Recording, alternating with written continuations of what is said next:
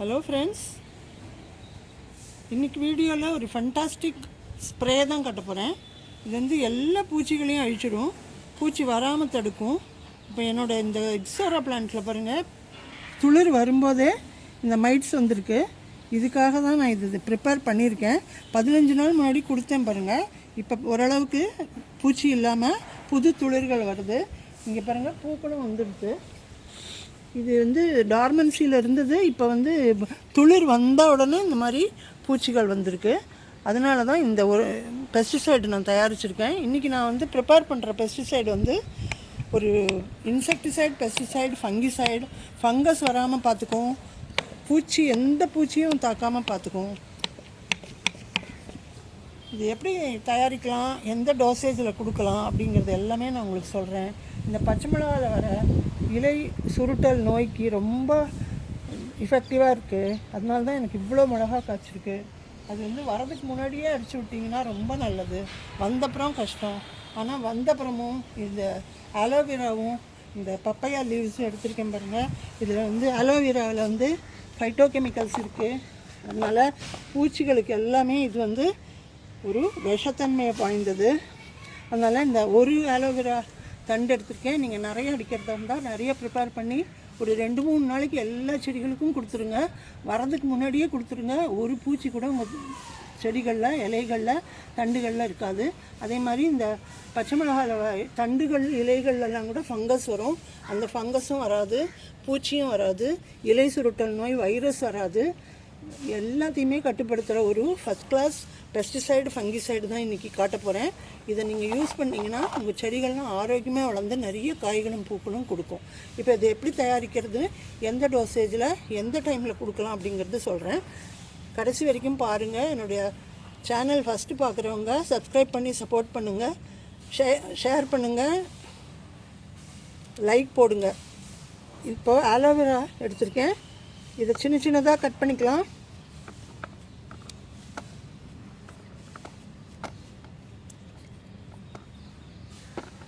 Cut பண்ணிட்டு நம்ம மிக்சியில் போட்டு அரைக்க போகிறோம். இது வந்து பப்பையா லீஃபு. இதையும் கட் பண்ணிக்கலாம், ஏன்னா நம்ம அரைக்கிறதுக்காக எடுத்துருக்கோம்.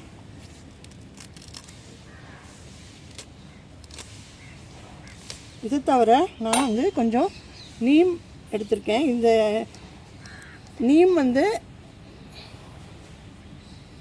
இலை பச்சை இலையாக இருக்கும்போது அரைச்சி இந்த மாதிரி உருண்டைகளாக வெயிலில் காய வச்சு எடுத்திருக்கேன். நீங்கள் ஃப்ரெஷ் லீவ்ஸ் கிடச்சா நீம் லீவ்ஸ் எடுத்து இது கூடவே சேர்த்து அரைச்சிக்கோங்க. நீம் லீவ்ஸ் கிடைக்கல, இப்படி நான் சேர்த்து வச்சுருக்கிறத வந்து நான் வந்து ஒரு 20 உருண்டைகள் இதில் போட்டுக்கிறேன். இது எல்லாத்தையும் சேர்த்து கொஞ்சமாக தண்ணி ஊற்றி நீங்கள் இந்த மாதிரி மிக்சியில் அரைச்சிக்கணும். இப்படி அரைச்சதை வந்து இந்த மாதிரி ஒரு ஜாரில் அப்படியே ஊற்றிடுங்க. இதை வடிகட்ட வேண்டாம், நம்ம யூஸ் பண்ணும்போது வடிகட்டினா போதும். இது அப்படியே நான் வந்து இதில் ஊற்றிக்கிறேன்.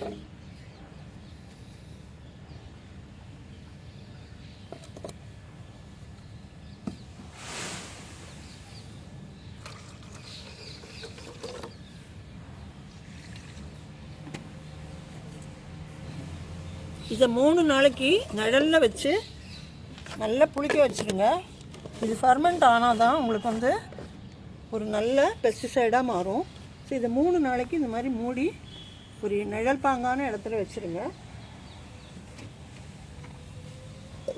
அதுக்கப்புறம் அதில் பாருங்கள், இந்த 3 நாளைக்கு முன்னாடி நான் வந்து ரெடி பண்ணது இது எப்படி இது புளிச்சு ஒரு சூப்பர் பெஸ்டிசைட் ஆகிருக்கு பாருங்கள்.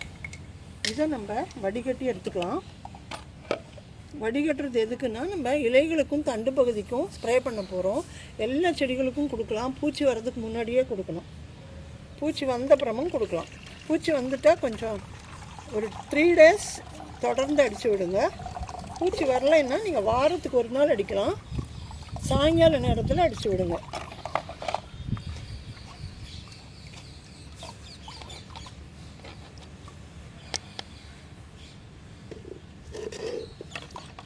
இது வந்து 3 நாள் புளிக்க வச்சது. அது நல்ல சத்தெல்லாம் இறங்கி அதோட கான்சன்ட்ரேஷன் இருக்கும். அப்போ தான் உங்களுக்கு வந்து இந்த அலோவேராவில் இருக்கிற ஃபைட்டோ கெமிக்கல்ஸ் அது விஷத்தன்மையாக இருக்கும் பூச்சிகளுக்கெல்லாம். அதே மாதிரி இந்த பப்பையா லீவ்ஸில் பப்பைன் அப்படின்னு ஒரு வேதிப்பொருள் இருக்குது. அதுவும் பூச்சிகளை விரட்டும். பூச்சிகள் வராமல் இதோட வாசனைக்கு பூச்சிகளே கிட்ட வராது. அது நீம் லீவ்ஸ் உங்களுக்கு கேட்கவே வேண்டாம்.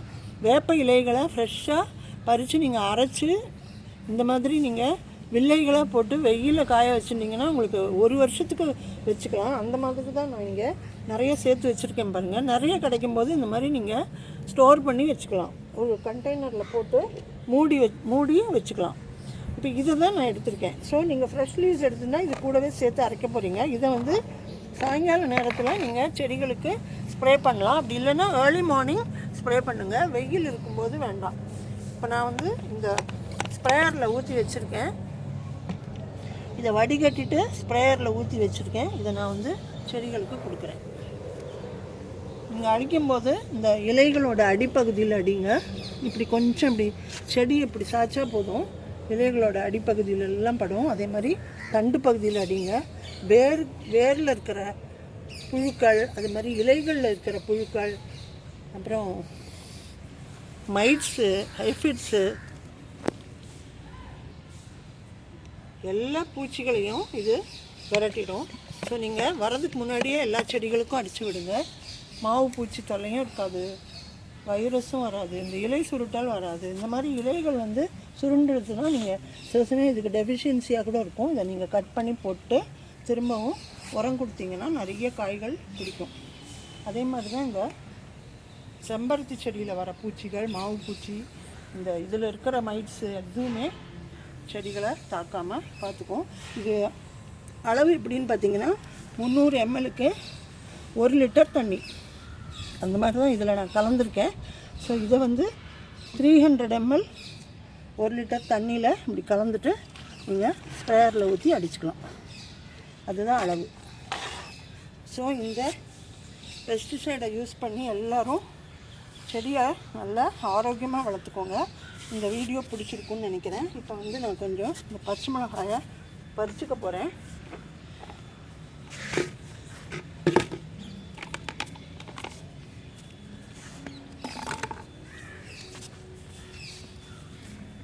இந்த பச்சை மிளகாய் பறிக்கும்போது இப்படி இழுக்காதீங்க. செடியோட இப்படி இந்த காம்பு நுனியில் வச்சு கட் பண்ணுங்கள். அதுதான் செடிக்கு ஆரோக்கியமானது. இந்த பச்சை மிளகாய் காம்போடு சேர்த்து கட் பண்ணிவிடுங்க.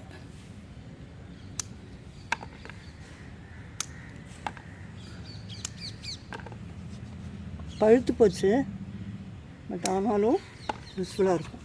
நீங்கள் இதையே கூட விதையாக யூஸ் பண்ணிக்கலாம். நல்ல ரெசிஸ்டண்ட் வெரைட்டியாக இருந்தால் உங்களுக்கு பூச்சி தாக்குதலே வராது. ஆனால் இந்த பச்சை மிளகாய் வந்து வளர்க்குறது ரொம்ப கஷ்டம். ஏன்னா நாற்று பருவத்துலேருந்து உங்களுக்கு பிரச்சனை தான். அதுக்காக தான் இந்த மருந்து நான் தயாரித்து கொடுத்தது தான் இவ்வளோ ஒரு பிரச்சனையும் இல்லாமல் வளர்ந்து எனக்கு காய்கள் கொடுத்துருக்கு.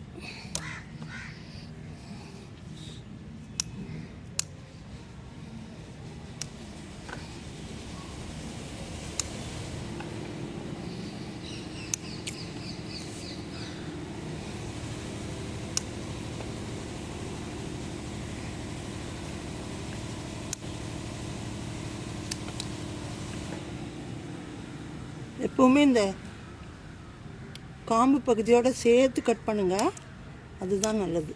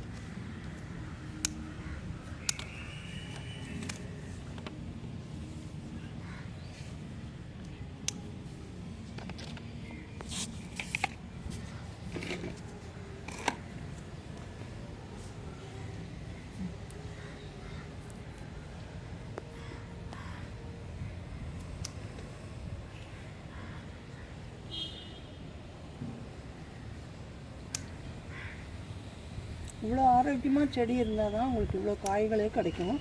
ஸோ நீங்களும் உங்கள் செடிக்கு இந்த பெஸ்டிசைடை யூஸ் பண்ணி நிறைய மிளகா அறுவடை பண்ணிக்கோங்க. மிளகா மட்டும் இல்லைங்க, எல்லா செடிக்கும் நீங்கள் கொடுக்கலாம்.